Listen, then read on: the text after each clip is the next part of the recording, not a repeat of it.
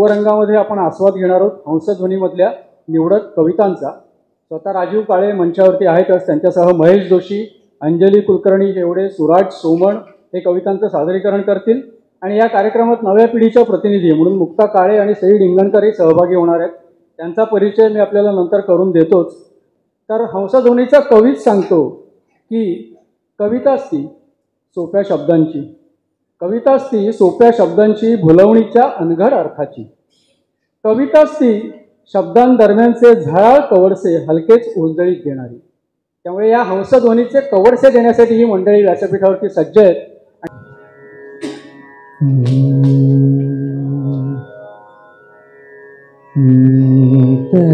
निर्मळ जळ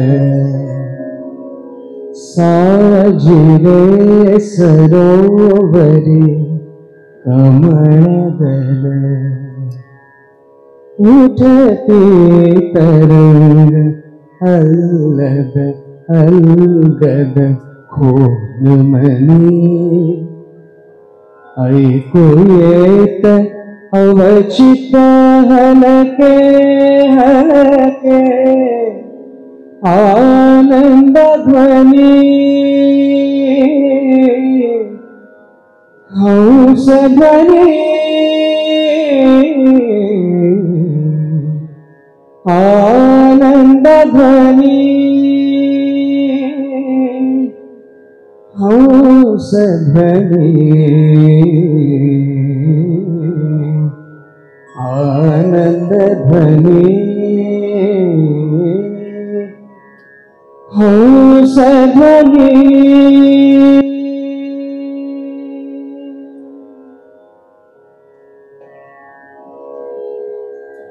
ऐकलीत ही कविता राजीवच्या नव्या कविता संग्रहाच्या प्रकाशनासाठी आणि त्या कविता संग्रहातल्या काही कवितांचा आस्वाद घेण्यासाठी ही कविता सादर केली होती सुराज सोमण।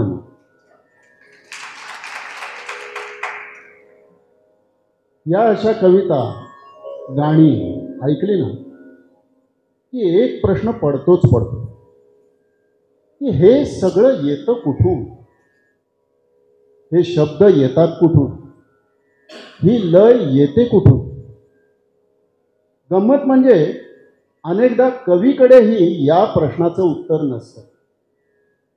आता या प्रश्नावर राजीव म्हणतो की मनात सावल्या हलतात कुठल्या कुठल्या, मनात सावल्या हलतात कुठल्या कुठल्या, शब्द उतरत जातात शुभ्र कागदावर, मी सोबत ऐकू येत राहतो त्यांचा नाद।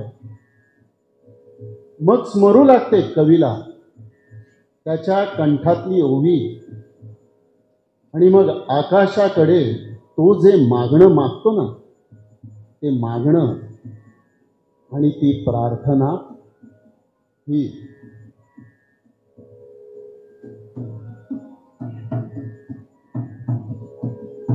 जात्याला या हात लाव देवराया,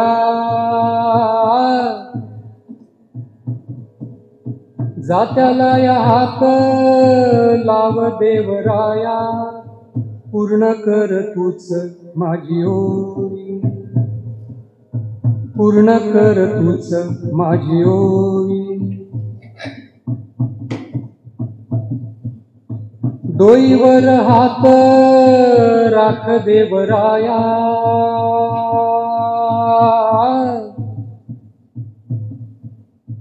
डोईवर हात राख देवराया, ओसंडून जाऊ दे माझी झोळी, ओसंडून वाहो माझी झोळी।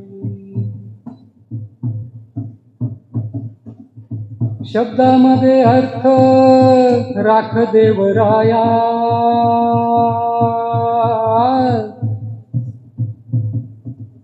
शब्दामध्ये अर्थ राख देवराया, उजळून जाऊ ओवी ओवी,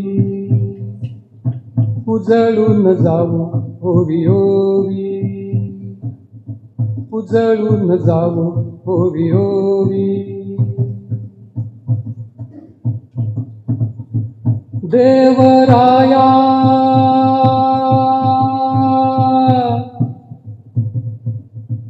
देवराया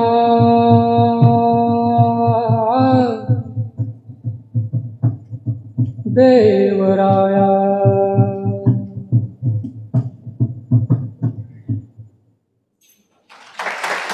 शब्द असतात कवीकडे, अर्थही असतो शब्दांच्या गाभ्यात.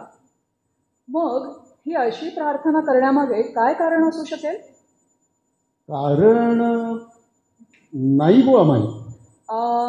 भय? म्हणजे भीती. हो, भय, भीती. अगं पण इथे कसलं आलंय भय? हे भय जरा वेगळ्या रीतीचं. हां. कवीच्या अस्तित्वाचा आधार असलेली कविता विरण्याचं भय. अच्छा. ज्या सर्जनशीलतेच्या धाग्यानं जगणं विणलेलं आहे कवीचं, तो धागा उसवण्याचं भय. आता तू म्हणतेस तसं असेलही, पण बरं का, कवी मार्ग काढतोच त्यातूनही. या भयावरही मात करायला शिकतोच कवी, आणि त्याला हे शिकवते ते त्याची कविता.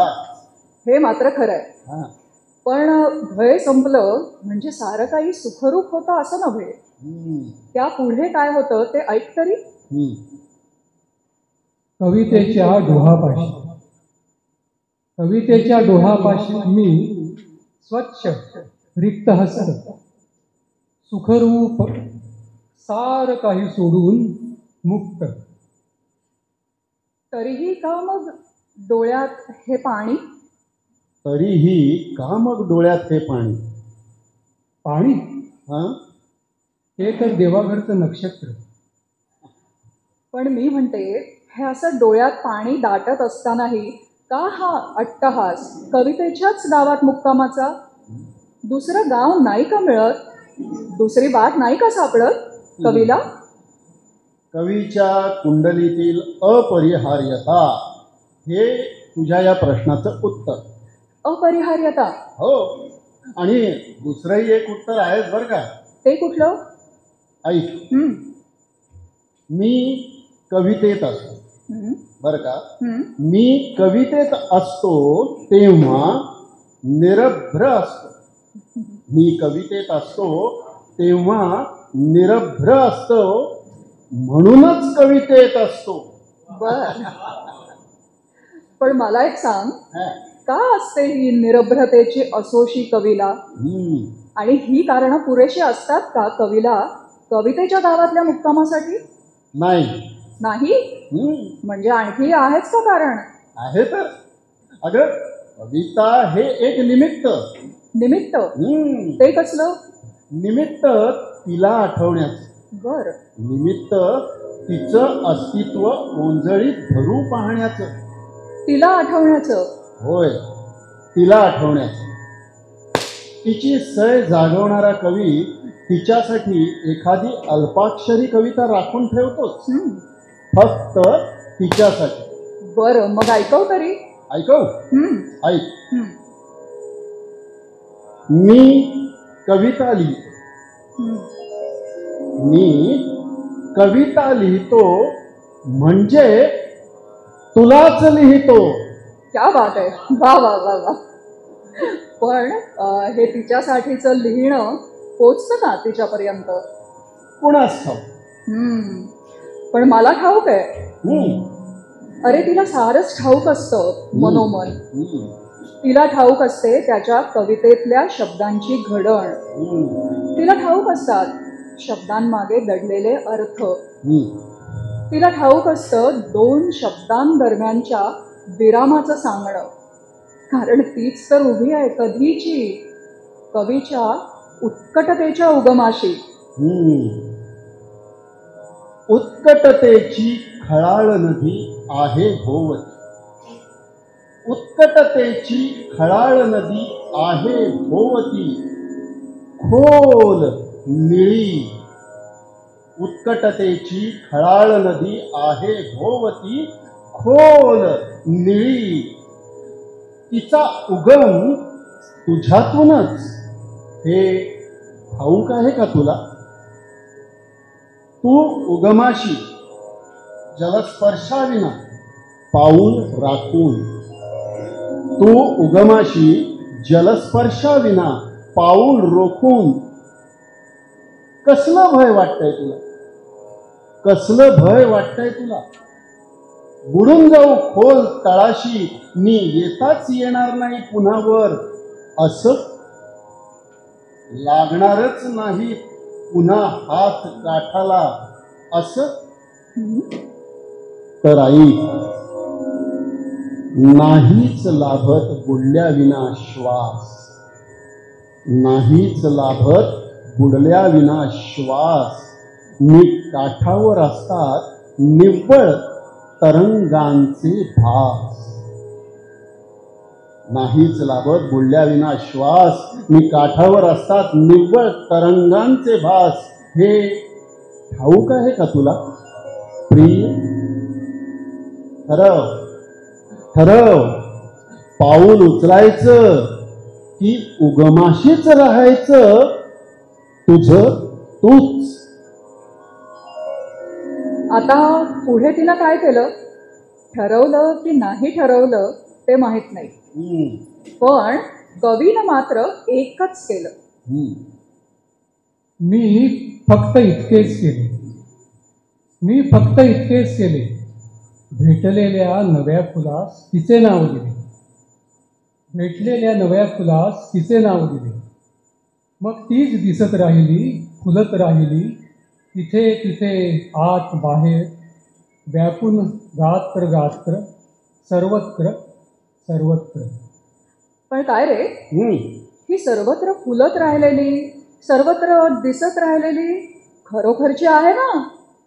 हे तिचं तिलाच ठाऊक आणि कवीलाही.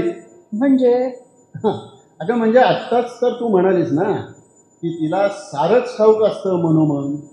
आणि म्हणूनच कवी काय म्हणतो माहितीये? कवी म्हणतो, कुठल्या देशातून, कुठल्या कहाणीतून, कुठल्या दंतकथेतून, कुठल्या देशातून, कुठल्या कहाणीतून, कुठल्या दंतकथेतून इथे साक्षात अवतरली आहेस तू. मायावी आहेत तुझे डोळे, मायावी आहेत तुझे डोळे, मायावी आहेत तुझे ओठ, मायावी आहेत तुझे बाहू, समग्र मायावी आहेस तू.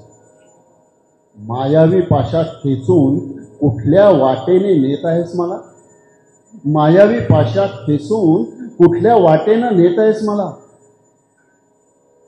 तुझ्या पदरा आडून हळूच चमकते काही, तुझ्या पदरा आडून हळूच चमकते काही.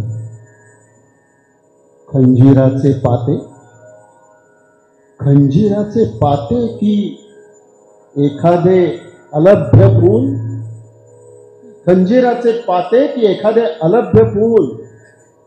चालव खंजीर, चालव खंजीर किंवा दे ओंजळीत भूल, चालव खंजीर किंवा दे ओंजळीत भूल. बापरे, चालव खंजीर किंवा दे ओंजळीत भूल. हो, आता इथे निवड करायची आहे ती तीनच की. मग ती कशाची निवड करते ते ऐकायचंय? हा, ऐकव काही. ऐक. मोकळेसे केस हे बांधितेनी सोडिते रे. बर. मोकळेसे केस हे बांधितेनी सोडिते रे, सुरंगीचे फूल हे माळितेनी काढिते रे.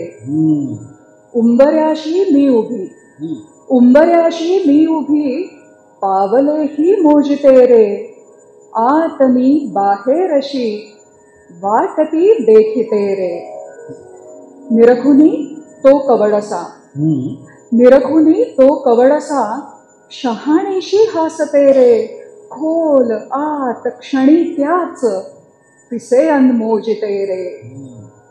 तुझ्या हाती प्राण देता, तुझ्या हाती प्राण देता, अंग अंग माखते रे, देत देत उणी होत देत देत उणी होत, हाती तुझ राखते रे, हाती तुझ राखते रे. क्या बात है, क्या बात है, क्या बात है. देत देत उणी होत, हाती तुझ राखते. वा वा वा. सारं काही विसरायला लावणार हे असतं तरी काय ग?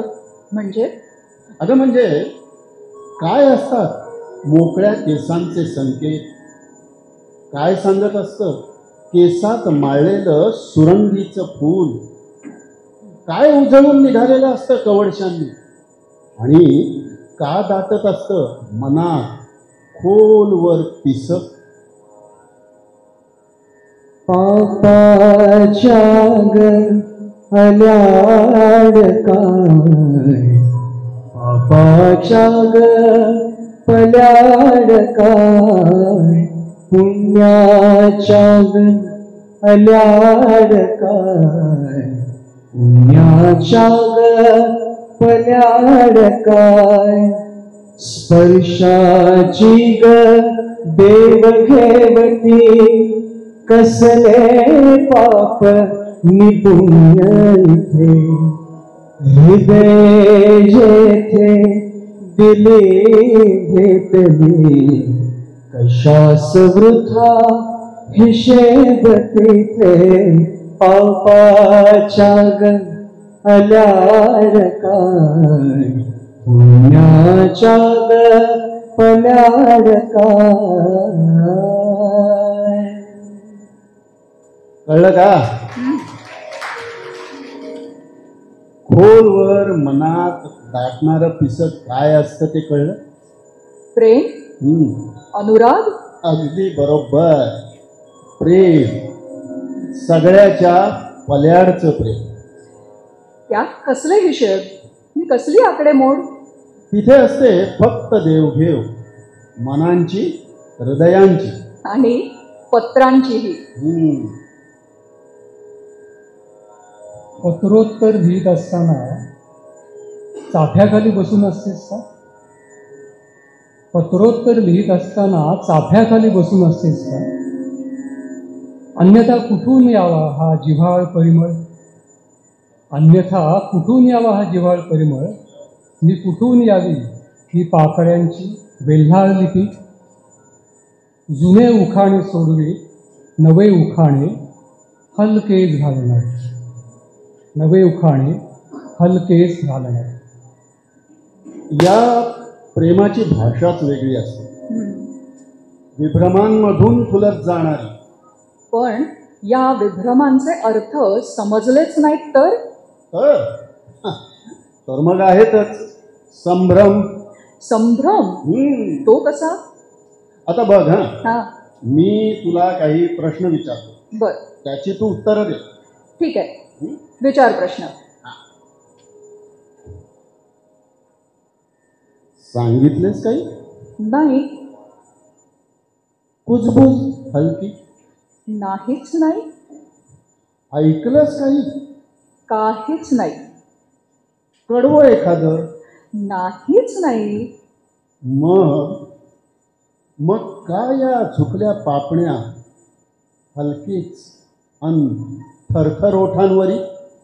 ती तर खोडच त्यांची लाज बावरी हटवादी जुनी.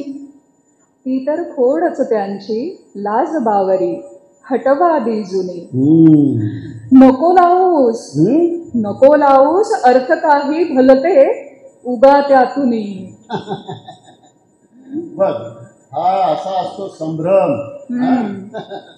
आता तू दिलेल्या उत्तरांमध्ये दडलेले संभ्रम आणि विभ्रम. आता काही सांगितलेस का, ऐकलंस का, कुजबुजलीस का, या सर्वाला तिचं उत्तर आहे नाही. मग झुकलेल्या पापण्या आणि ओठांवरच्या थरथरीचा अर्थ विचारला तर ती सरळ सांगून टाकते, नको लावूस अर्थ काही भलते उगा त्यातून. आता सांग बरं, माणसानं करावं तरी काय? बिचारा तो तिच्या संभ्रम विभ्रमांचे अर्थ लावता लावता संभ्रमित झालेला.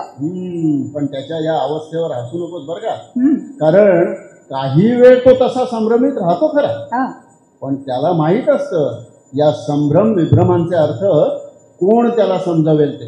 कोण बरं? श्रावण. श्रावण? होय, श्रावण. बरं. तिच्या आवडीचा श्रावण. तसे तर सारेच ऋतू तिच्या प्रेमाचे, पण तिला पाऊस अधिक आवडतो. ठाऊक आहे मला, त्यातही श्रावण जरा अधिकच. श्रावणाच्या सरी अंगावर घेत राहते ती, श्रावणाच्या रंगात रंगून जाते ती, श्रावणात भिजता भिजता रंगात नाता नाता तीच मग हलके हलके श्रावण होत जाते.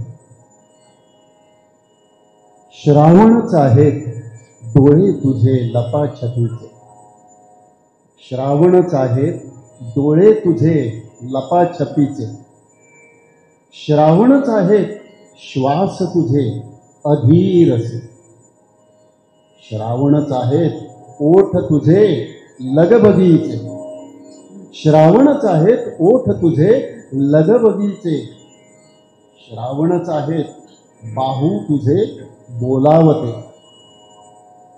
पाचुरंगी झाडां आड तू भिजत ऊन पावसा, पाचुरंगी झाडां आड तू भिजत ऊन पावसात दडवत गाणी, त्यातलेच एखादे फितूर मला, त्यातलेच एखादे फितूर मला, तुझ्या कळत नकळत वेल्हाळसे, तुझ्याच सारखे श्रावणासारखे, तुझ्याच सारखे श्रावणासारखे. नभ भिजले नभ भिजले कृष्ण कोमल नभ भिजले, नभ भिजले नभ भिजले कृष्ण कोमल नभ भिजले, घन जमते घन खुलते, घन जमते घन खुलते, सृष्टि भर जलवंती, सृष्टि भर जलवंती, तरला सरा धरणीवर, तरला सरा धरणीवर, रुसुली फुलुली मन सजले, रुसुली फुलुली मन सजले, नभ भिजले नभ भिजले कृष्ण कोमल नभ भिजले, माळुनिया थेंब थेंब, माळुनिया थेंब थेंब, पानावरी रंगलेप, पानावरी रंगलेप, देवता मनी शुद्ध जाग, देवता मनी शुद्ध जाग, फांदीवर खग जमले, फांदीवर खग जमले, नभ भिजले नभ भिजले कृष्ण कोमल नभ भिजले, कृष्ण कोमल नभ भिजले, कृष्ण कोमल नभ भिजले. वाह, फांदीवर जमणारे हे भिजलेले पक्षी किती सुंदर. त्यांचं दर्शन एक अलख अलगशी जाग आणतं म्हणा. ही जाग आनंद जागवणार. पण सगळेच पक्षी ही अशी जाग आणणारे नसतात, सगळेच पक्षी असा आनंद देणारे नसतात. म्हणजे काही पक्षी असतात वेगळेच. संध्याकाळचे पक्षी ठाऊक असतीलच तुला. हो, खरंय, दिवस ढळू लागतो, संध्याकाळ दाटून येते. दिवे लागणीचे हे प्रहर का कोणास ठाऊक मनात कालवा कालव करून जातात. कुठलंही कारण नसताना डोळ्यात पाणी दाटू लागतं आणि कंठात दाटू लागतं गाणं. कुठून कशी होते ही दिवे लागण, कुठून कशी होते ही दिवे लागण, श्यामल संध्याकाळी. कुठून येतात हे सावळे पक्षी, कुठल्या आभाळातून, कुठून येतात हे सावळे पक्षी, कुठल्या आभाळातून.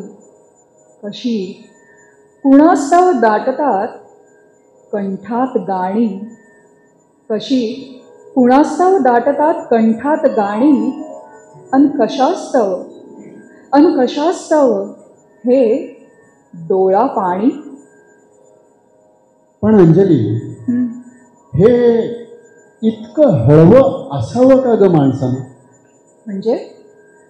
म्हणजे हेच अशी दिवे लागण, हे सावळे पक्षी, डोळ्यात दाटणारं पाणी वगैरे वगैरे. हळवं असणं नसणं हातात असतं का कुणाच्या? हे सगळे कदाचित कवीच्या कुंडलीतले योगच. क्वचित इकडच्या घरातून तिकडे जाणारे, मात्र कुंडलीत ठाण मांडून बसलेले. यापासून सुटका ती नाहीच. कवीचा गाव हा असाच असतो. असा म्हणजे कसा ते ऐकवतील या दोघी, मुक्ता आणि सई. वाटेवरती काय ग काय ग,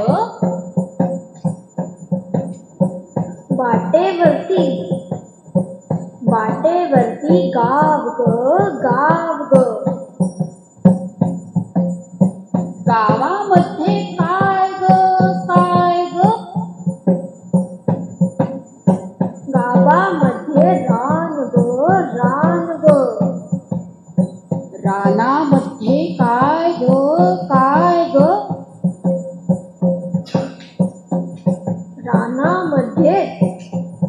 रानामध्ये झाड ग, झाडावरती कोण ग, झाडावरती पक्षी ग, डोळा त्यांचा काय ग, डोळा त्यांचा पाणी ग, पाणी, पाण्यामध्ये काय ग, निजलेला गाव ग, निजलेला गाव ग, निजलेला गाव ग, निजलेला गाव ग, निजलेला गाव ग. कवीचा गाव वेगळाच असतो का? कवीचा गाव म्हणजे आपल्या गावांपेक्षा वेगळा? हो, वेगळा तर असणारच ना. कवीचा गाव तो गाव वेगळा. अरे तिथली झाडं वेगळी. झाडंही वेगळी? कवीच्या गावातली झाडंही वेगळी असतात? हो, वेगळी असतात. ती कशी काय? ऐक, झाडे अश्रू ढाळत नाहीत, झाडे अश्रू ढाळत नाहीत, मिटतात आत जराशी. झाडे हरत नाहीत, झाडे हरत नाहीत, लवतात आत जराशी. झाडे कोसळत नाहीत, झाडे कोसळत नाहीत, कलतात आत जराशी. झाडे समजूतदार, झाडे समजूतदार, गहिवर राखून एकटी मुळाशी. गहिवर राखून एकटी मुळाशी. तर अशी असतात कवीच्या गावातली झाडं, गहिवरलेली पण समजूतदार. पण हा गहिवर पेलणं, समजूतदारपणा पेलणं हे सोपं नसतं. हे राखता राखता कवी आतून वादळ सोसत असतो अस्वस्थतेची. तो वादळ सोसत असतो व्याकुळतेची. त्यातून बाहेर पडायचं तर वाट एकच, फक्त कवितेची. सो दे रे देवा माहेराची वाट, दिसो दे रे देवा अवघड घाट सोसवेना, अवघड घाट सोसवेना. माहेराची वाट दिसो दे रे देवा अवघड घाट सोसवेना, अवघड घाट सोसवेना. माहेराचे फूल मिळो दे रे देवा, माहेराचे फूल मिळो दे रे देवा वाळवंटी ऋतू सोसवेना, वाळवंटी ऋतू सोसवेना.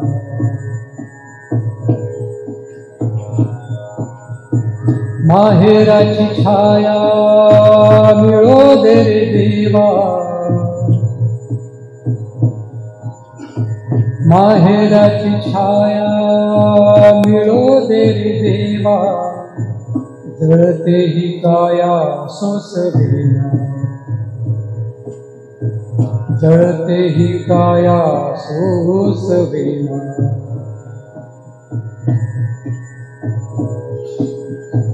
माहेरचा श्वास,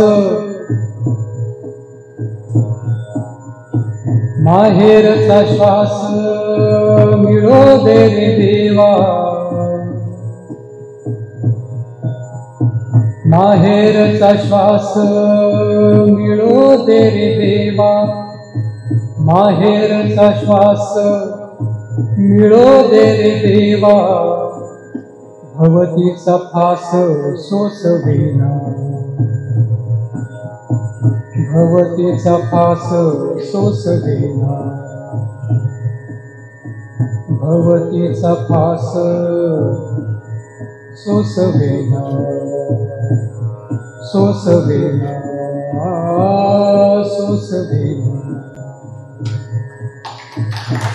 ही अस्वस्थता, ही व्याकुळता मगाशी म्हटलं तशी कवीच्या कुंडलीतलीच.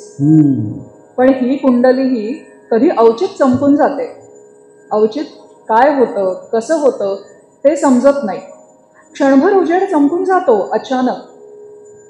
असे काही दुर्लभ क्षण ओंजळीत पडतात की वाटतं त्यांचं ऋणाईत होऊन राहावं आयुष्यभर.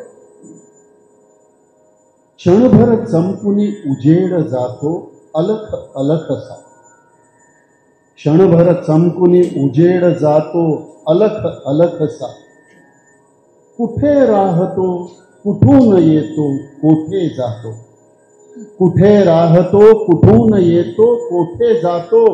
ठाऊक नाही ठाऊक नाही ठाऊक इतुके, क्षणभर इतुका उजेड येतो. उजेड जातो, उजेड गातो. पण या अशा क्षणभर चमकून जाणाऱ्या उजेडानं काय होणार? अंधार दूर सारायला पुरतो का तो? पुरतो. अगं जादू घडवतो तो जादू.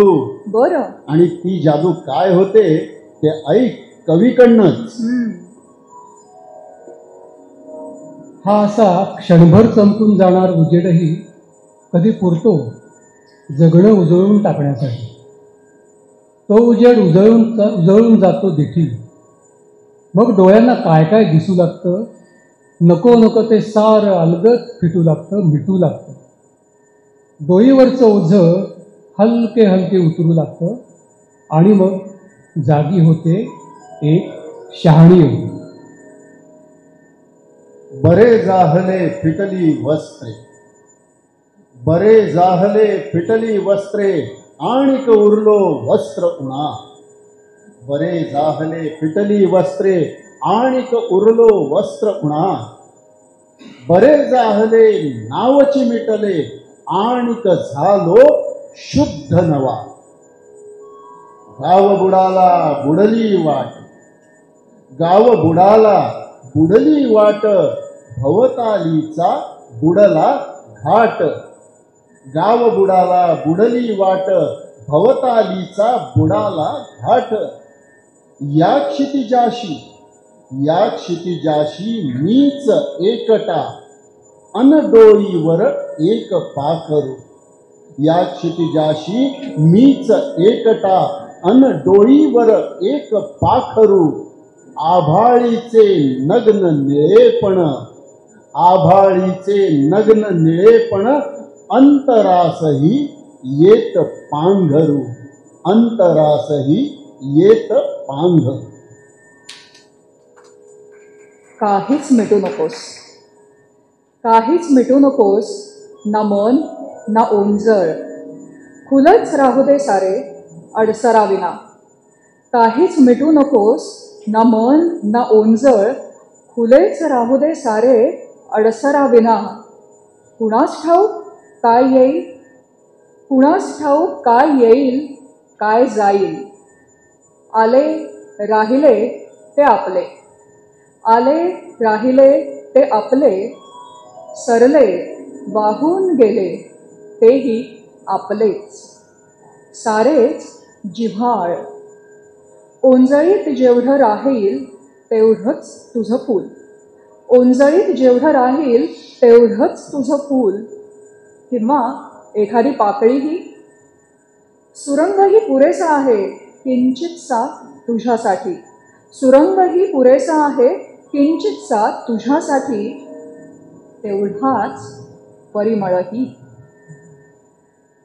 रसिक हो, एका अतिशय संवेदनक्षम अंतर्मुख अशा कवीच्या ओंजळी केवळ एक पाकळी आणि त्या पाकळीला बिलगूट आलेला परिमळ येतो.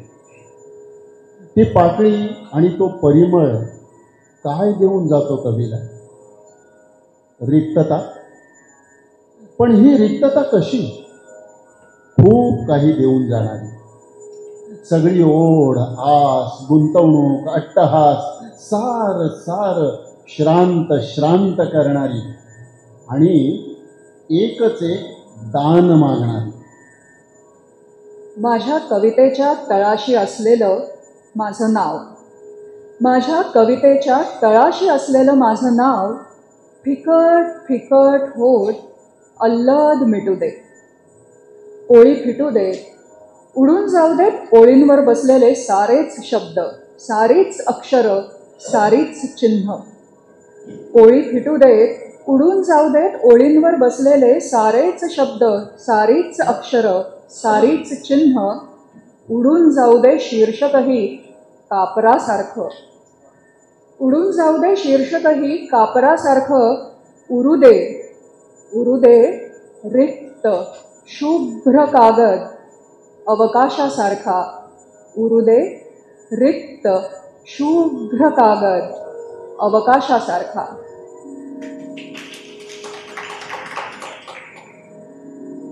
हा अवकाश साकल्याचा, जिथला आभाळ आहे निसंदर्भ, नि त्यात बहरत आहेत आनंदाचे हंसध्वनी. असे हंसध्वनी जे ऐकू यावेत इतकीच आस लागलेली असते कवीला, एका जातिवंत कवीला. रसिक हो, कवीचे अंतरंग उलगडणं तसं अवघडच, पण तरीही आपण आज तो प्रयत्न केला. कवीनं कवितेच्या वाटेवर पावलं टाकत स्वतःच स्वतःचा घेतलेला हा शोध, शोधाचा हा प्रवास आता शेवटच्या टप्प्यावर येऊन पोहोचलाय. आणि या टप्प्यावरच्या कवीच्या भावना काहीशा अशा आहेत. आपले गाणे गाऊन झाले की काय करावे? आपले गाणे गाऊन झाले की काय करावे? गाण्याची घालून लयदार घडी, गाण्याची घालून लयदार घडी, त्यावर बसावे ध्यानस्थ. गाण्याची घालून लयदार घडी त्यावर बसावे ध्यानस्थ आणि निरखत राहावे निसंदर्भ आभाळात बहरणारे निसंदर्भ आनंदाचे हंसध्वनी. निसंदर्भ आनंदाचे हंसध्वनी. निर्मल जल साजरे सरोवरी कमळदल. शीतळ निर्मळ साजरे सरोवरी कमळदल. उठती तरंग अल्लद अल्लद. उठती तरंग अल्लद अल्लद. ऐकू येत अवचित हलके हलके. ऐकू येत अवचित हलके हलके. आनंद ध्वनी हंसध्वनी.